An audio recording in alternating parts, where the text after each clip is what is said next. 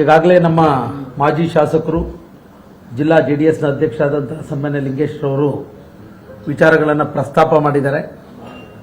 ಇವತ್ತು ಪೆನ್ ಡ್ರೈವ್ನ ರಾಜಕೀಯ ಒಂದು ದುರುದ್ದೇಶಕ್ಕೆ ಬಳಕೆ ಮಾಡ್ತಿದ್ದಾರೆ ಅಂತಕ್ಕಂಥದ್ದು ಸಾರ್ವಜನಿಕ ಅಭಿಪ್ರಾಯದಲ್ಲಿ ಇವತ್ತು ಚರ್ಚೆ ಆಗ್ತಿರುವಂತಹ ಹಿನ್ನೆಲೆಯಲ್ಲಿ ನಾವು ಇವತ್ತು ಪತ್ರಿಕಾಗೋಷ್ಠಿನಲ್ಲಿ ಭಾಗವಹಿಸಿದ್ದೇವೆ.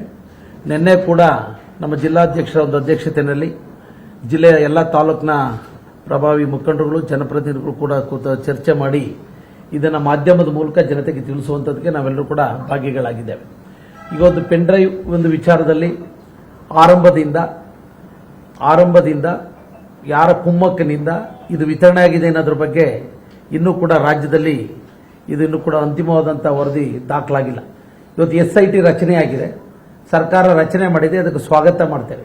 ಅದರ ಬಗ್ಗೆ ನಮ್ಮದು ಭಿನ್ನಾಭಿಪ್ರಾಯ. ಯಾರು ತಪ್ಪಿತಸ್ಥರಿದ್ದಾರೆ ಅವರಿಗೆ ಅವರು ತನಿಖೆಗೆ ಒಳಪಟ್ಟು ಕಾನೂನಿನ ಅಡಿನಲ್ಲಿ ಅವರಿಗೆ ಕ್ರಮ ಆಗಬೇಕಾಗಿರುವಂಥದ್ದು ಇಡೀ ಸಮಾಜದ ಒಂದು ಎಲ್ಲರ ಒಂದು ಒತ್ತಾಯ ಕೂಡ ಇದೆ. ನಮ್ಮೆಲ್ಲರ ಒತ್ತಾಯನೂ ಕೂಡ ವಿಶೇಷವಾಗಿ ಇರುವಂಥದ್ದು.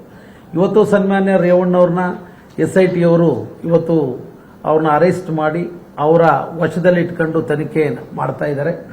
ಇವತ್ತು ಮಾನ್ಯ ರೇವಣ್ಣವರು ಬಹುಶಃ ಅವರೆಲ್ಲೂ ಕೂಡ ಅಡಗಿ ಕೂತಂತವ್ರೇನಲ್ಲ. ಈಗ ಇದು ಕೇಸ್ ದಾಖಲಾದಂಥ ದಿನದಿಂದನೂ ಕೂಡ ಕಾನ್ಸ್ಟಿಟ್ಯೂನ್ಸಿನಲ್ಲಿದ್ದಾರೆ.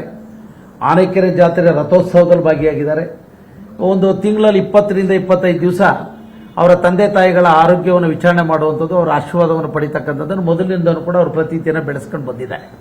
ಅವ್ರನ್ನ ಎಲ್ಲೋ ಒಂದು ಕಡೆ ಅಡಗಿ ಗೊತ್ತಿಲ್ಲದೇ ಇರ್ತಕ್ಕಂಥ ಈ ಸಂದರ್ಭದಲ್ಲಿ SITಯ ಮುಖ್ಯಸ್ಥರುಗಳಿಗೂ ಕೂಡ ನಾನು ಹೇಳ್ತಕ್ಕಂಥದ್ದು ಏನಪ್ಪಾ ಅಂದರೆ, ಇವತ್ತೇನು ಈಗಾಗಲೇ ಅವರು ಅವರ ಪ್ರಶ್ನೆಗಳು ಉತ್ತರ ಕೂಡ ಕೊಟ್ಟಿದ್ದಾರೆ.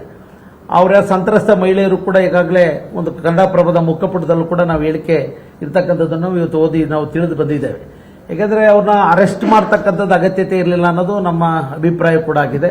ಯಾಕೆಂದರೆ ಪ್ರತಿ ದಿವಸನೂ ಕೂಡ ತನಿಖೆಗೆ ಆಹ್ವಾನಿಸಿ ಅವರಿಂದ ಮಾಹಿತಿಗಳು ಪಡ್ಕೊಳ್ತಕ್ಕಂಥದ್ದಕ್ಕೆ ಅವಕಾಶ ಇತ್ತು. ಅವ್ರನ್ನ ಈಗ 6 ಬಾರಿ ಈ ಒಂದು ಹೊಳೆನರಸೀಪುರ ವಿಧಾನಸಭಾ ಕ್ಷೇತ್ರವನ್ನು ಪ್ರತಿನಿಧಿಸಿ ರಾಜ್ಯದಲ್ಲಿ 3 ಬಾರಿ ಕ್ಯಾಬಿನೆಟ್ ಸಚಿವರಾಗಿರ್ತಕ್ಕಂಥವ್ರು, ಅವ್ರಿಗೂ ಕೂಡ ಜವಾಬ್ದಾರಿ ಇದೆ.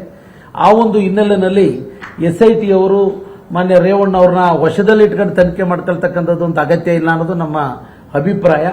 ಕೂಡಲೇ SIT ಅವರವ್ರನ್ನ ಬಿಡುಗಡೆಗೊಳಿಸ್ತಕ್ಕಂಥದ್ದಕ್ಕೆ ಅವಕಾಶ ಕೊಡಬೇಕು. ಅವ್ರು ತನಿಖೆಗೆ ಆಹ್ವಾನಿಸಲಿ. ಅವ್ರು ಹೊಳೆನರಸೀಪುರದಲ್ಲೇ ಇರ್ತಾರೆ, ಬೆಂಗಳೂರಲ್ಲೇ ಇರ್ತಾರೆ, ಹಾಸನದಲ್ಲೇ ಇರ್ತಾರೆ. ಯಾಕೆಂದರೆ ನ್ಯಾಯಸಮ್ಮತವಾದಂಥ ತನಿಖೆ ಆಗಬೇಕು ಅಂತ ನಮ್ಮ JDS ಪಕ್ಷ ರಾಜ್ಯ ಮಟ್ಟದಲ್ಲಿ ಮಾನ್ಯ ಕುಮಾರಣ್ಣವರ ನಾಯಕತ್ವದಲ್ಲಿ ಈಗಾಗಲೇ ಸೂಚನೆ ನೀಡಿದೆ. ಅದಕ್ಕೆ ಸಂಬಂಧಪಟ್ಟಾಗ ನಮ್ಮ ಪಕ್ಷದ ನಿಲುವೇನು ಅನ್ನೋದನ್ನು ಕೂಡ ಈಗ ಅವರು ತಿಳಿಸಿಕೊಟ್ಟಿರುವಂತಹ ಹಿನ್ನೆಲೆಯಲ್ಲಿ ಮಾನ್ಯ ರೇವಣ್ಣವರು, ಯಾಕೆಂದರೆ ಈ ಜಿಲ್ಲೆಗಿರ್ಬೋದು ರಾಜ್ಯಕ್ಕಿರ್ಬೋದು ಅವರ ಸೇವೆ ಇವತ್ತು ಗಣನೀಯವಾಗಿರುವಂಥ ವಿಚಾರ.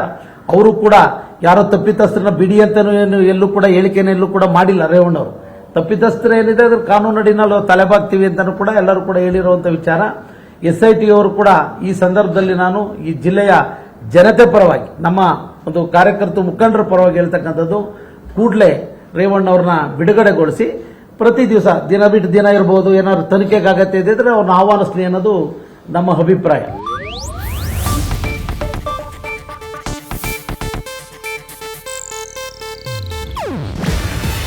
ಇದು ಏಷ್ಯಾನೆಟ್ ನ್ಯೂಸ್ ನೆಟ್ವರ್ಕ್ ಪ್ರಸ್ತುತಿ. ನೀವು ನೋಡ್ತಿದ್ದೀರಾ ಏಷ್ಯಾನೆಟ್ ಸುವರ್ಣ ನ್ಯೂಸ್.